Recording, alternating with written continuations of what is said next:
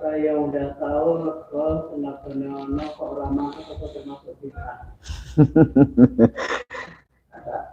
Kiranya nek niku. Nggih mugi-mugi mboten. Husnudzone kula kita husnudzon mawon mugi-mugi ya mboten. Mboten mergo nyepelekke sinten-sinten ya mungkin ada kesibukan, mungkin wonten alangan lintune. Ya kalih diseruput. Saged, monggo napa Mbah? Kalau pernah ini makola hadis nggih nggih nggih pengertian rahmatun ini harus diuji. Masalahnya antara Muhammadiyah, nggih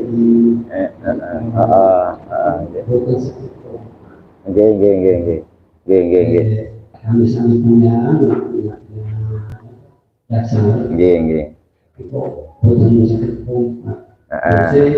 Perbedaan itu mengandung rahmat. Nggih.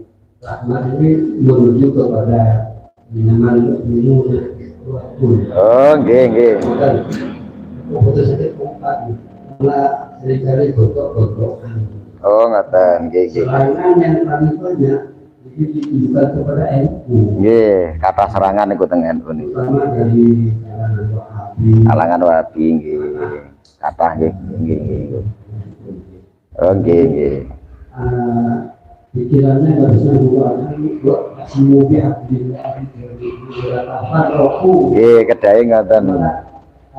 Rahmatun ini kenapa roku ini menjadi Nggih. Ngeten jane yang pertama kenapa saya kanggo pas itu sampai setengah rumah, tapi apa istilahul imam perbedaan pendapat antara para imam. Jadi imam-imam para pemimpin agama yang sangat ahli di bidang agama itu kalau mereka beda pendapat itu bisa menjadi rahmat. Kenapa? Sak video-video yang saya ahli gitu, misalnya Imam Syafi'i, Imam Hambali, Imam Maliki, Imam Ahmad bin Hanbal atau imam yang lain, misalnya kalau dari mereka kan Syafi'i Abdul Qadir Jailani, Imam Asy-Syafi'i yang berasal Ali bin Abdullah dan Abu Ja'far Asy-Syafi'i, misalkan berbeda pandangan atau misalkan tasawuf sunni falsafi bukan kuliah amali seperti Imam Ghazali, tapi sunni falsafi seperti Ibnu Arabi misalkan atau Syarul Halas, kan beda pendapat dan sebagainya. Para imam yang beda pendapat sak ngawur kalau sak beda-beda nih, semua punya dasar, semua punya dalil, orang ngawur gitu. Nah sehingga itu menjadi rahmat umat di dari ngeterne yang dia mampu yang mana karena ini paling pas pendapat Imam Nawawi misalnya, ini paling pas melu pendapatnya Syekh Asy-Syafi'i misalnya, paling pas melu pendapatnya Syekh misalnya apa sendiri Ibnu Hajar Al-Haytami misalnya itu. Jadi menjadi rahmat. Itulah kenapa ketika bahasa masalah di NU itu biasa satu permasalahan fihi wajhani. Di dalam masalah ini ada dua pendapat, oleh digo A, oleh digo B. Yang benar rahmat itu kasih sayang Allah yang memudahkan kita bisa menjadi lebih mudah sebenarnya itu. Atau bahkan pilih salah satu aujah, salah satu aujah ada tiga pendapat, oleh A, oleh B, oleh C. Perbedaan para imam itu, imam A berkata A, imam B berkata B, imam C berkata C, umat menjadi ringan. Oh paling pas yang mau ini, yang ini karena alasannya ini, dan mereka punya argumentasi, nggak mbak? Ngerti dari sini.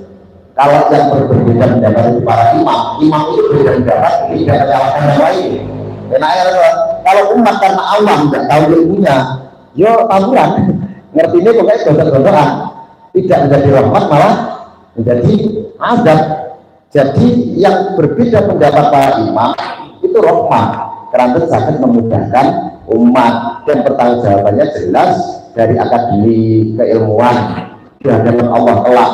Jelas, ya kan, karena dari PKB senada beda-beda. Terus dari segi kesungguhan hati, insya Allah mereka semua mengeluarkan fatwa hukum tidak anhawan, tidak karena hawa nafsu yang menang-menangan orang, benar-benar sifatnya objektif, tidak melihat kepentingan, dia melihat permasalahan, wah ini temaman, niatnya ikhwa bilajillah, yang berarti wajiblah pilih Allah oleh itu insya Allah. Nah insya Allah akan terjadi dari rahmat itu semangat di perpecahan dan karena itu kasih walau al-hukum al-jahli walau hukum menghukumi sesuatu tapi beserta kebodohan, sehingga ketika dia melihat gajah misalnya gajah anak orang nyawa sama buli atau buli menyimpulkan gajah ini lentil anak orang buli cilik betul kan dia paham gajah itu hanya buli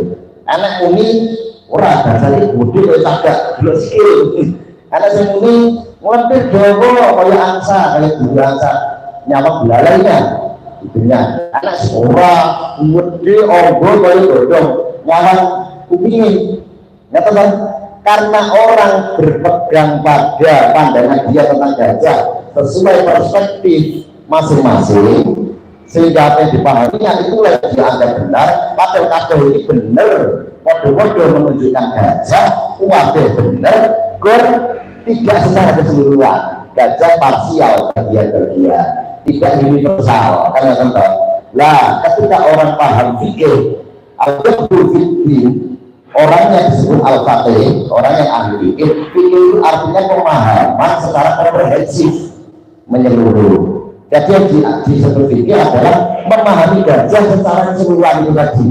Orang berpaham butuh, orang berpaham belalainya saja, bukan hanya paham kakinya, bukan hanya paham telinganya, bahkan di luar ini gajah paham semua, khususnya livernya, jantungnya, di luar ini paham jauh tentang gajah keseluruhan dari sudut pandang manapun, perspektifnya diulang oleh paham. Itulah al-fiqhu fikih secara lughwi, secara negara bahasa ini ngoten. Paham? Tadi senek para imam kita kenapa kok mereka ayo sambung. Dek nek nyawang gajah saka kidul, aku nyawani saka lor. Dadi kono ngandhut gajah ngono kae sik, aku ngandhut gajah ngene iki kok. Saya nyawang gajah saka buri, aku nyawang gajah saka lor. Tapi dia tahu semua ini bener, semua ini gajah. Lah nek umat wong awam kan boten to. Lah bedane itu. Mulai zaman riyen sebelum keilmuan itu di kelas-kelas, misalnya di kelas-kelas fikih yang kita pahami kan ilmu fikih tentang hukum, tentang syarat rukun, tentang halal haram, nah ini kan fikih nggak. Zaman dulu yang namanya fikih itu bukan hanya fikih secara produk ilmu fikih saja, tapi tauhid di fikih, tasawuf di fikih, ilmu akidah di fikih, ilmu adab di fikih, ilmu keseluruhan dalam agama itu fikih. Karena mereka al-fiqhu memahami agama secara komprehensif. Tapi nek digawe ngono kita pikir tekan dulu. Kalau kita pikir sembiro orang-orang maka diklasifikasi di kelas-kelas. Oh yang berhubungan dengan syariat dohir ketok motor. Kalau sholat kan misalnya syarat rukun dalam ilmu fikih kan ketok motor. Maca Fatihah bisa dipelajari, rukun ketok motor, atau iki lho. Terus iki halal kota iki ketok motor. Wes ini sebenarnya ilmu video. Nek semurate toh, api ilmu jeruan api. Wes di kelas saja. Ini namanya ilmu tasawuf. Ya dong. Hari ini, oh ini hubungannya kelawan teologi ketuhanan.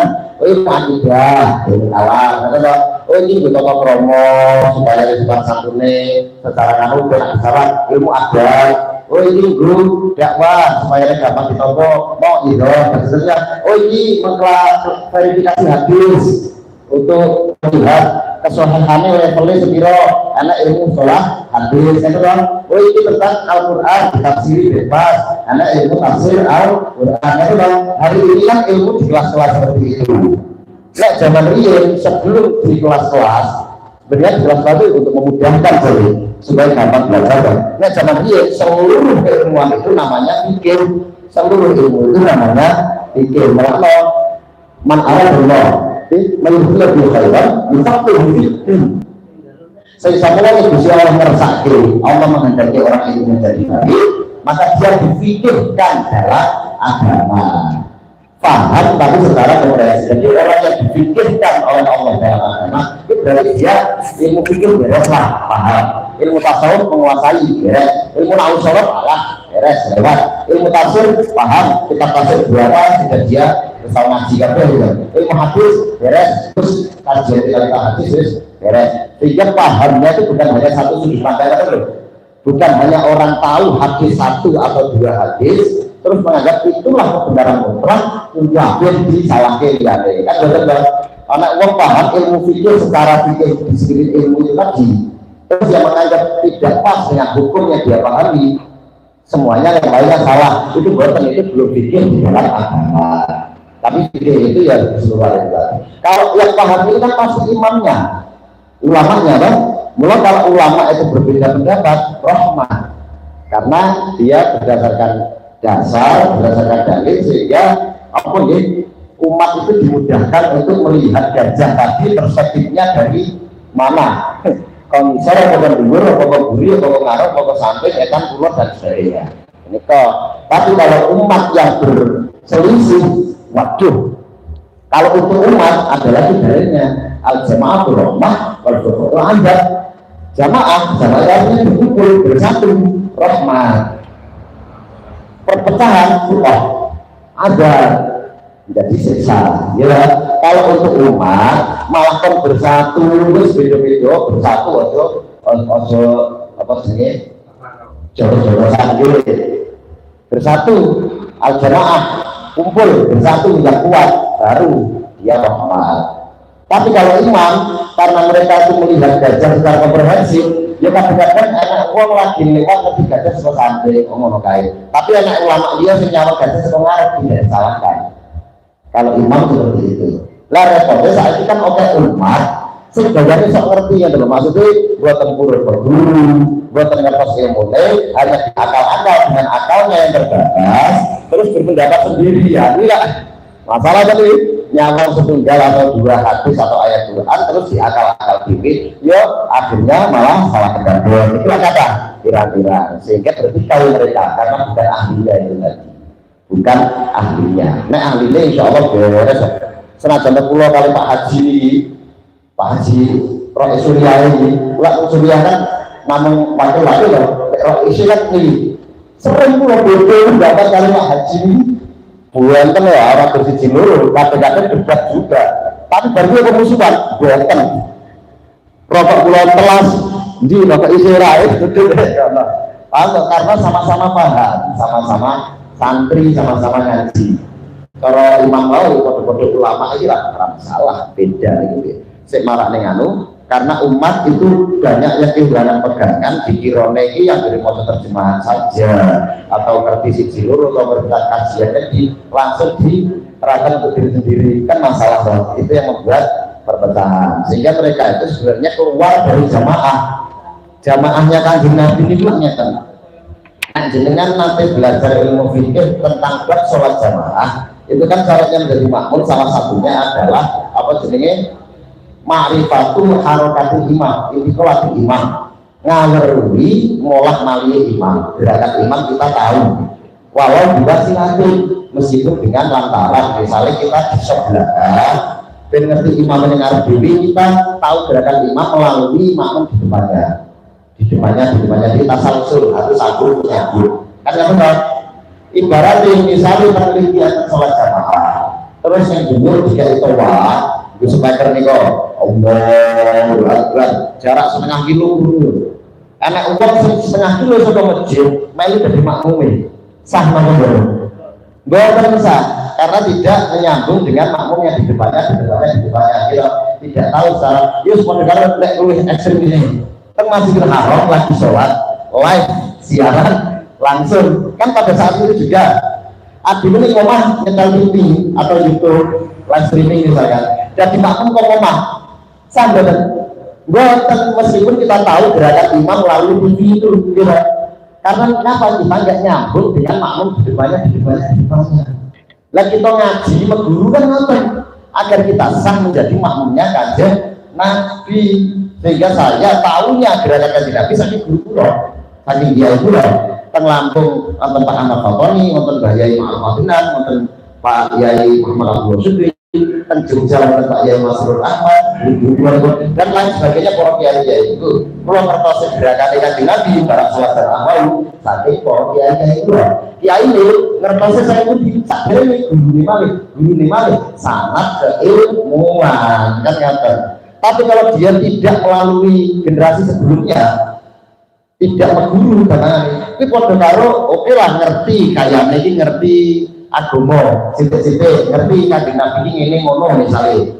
Tapi bersasai comot kono comot kene ngerti artikel kan dibaca dhewe belajar dhewe ngertinya ya ibaratnya wong Imam Masjidil Haram live streaming adile dadi makmume wong omah tidak melalui jamaah di belakang kita. Jadi saiki kuwi akeh wong kepedotan dari jamaah Kanjeng Nabi. Ngakune derek Kanjeng Nabi, tapi dia tidak mengikuti makmum sebelumnya. Makmum pertama, sab barisan pertama Kanjeng Nabi kan para sahabat. Dan itu sab kedua kan para tabiin, gitu. Sab ketiga berarti tabiin.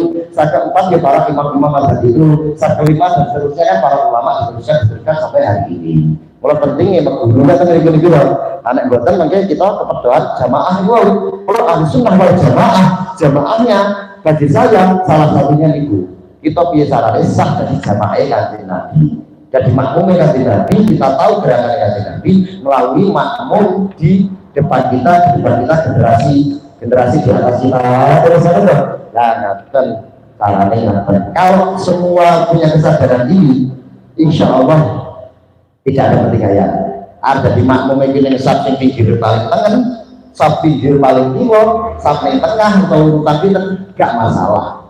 Orang kita terus nek cara sabku kudu ini sing paling utama sanding cagak berbeda di tengah-tengah nyawake sab sing pinggir tembok mosok sholat ning pinggir tembok paham rasa kira beda-beda tapi kalau ini podo-podo makmum Kanjeng Nabi beres kan NU itu para kiai ini biasa beda pendapat biasa loh kadang kiai pondok sana kiai pondok sana beda pendapatnya terus tukaran ngirim santri ini taburan buat nanti belas orang tahu demo tengkundi kirim santri ini buat nanti podo-podo kiai podo-podo paham ilmu insya Allah kalau ini diwujudkan begini sakit rahmat tenang lah sebagai umat tetap nomor didahului al jamaatul rahmah itu sebisa mungkin bersatu.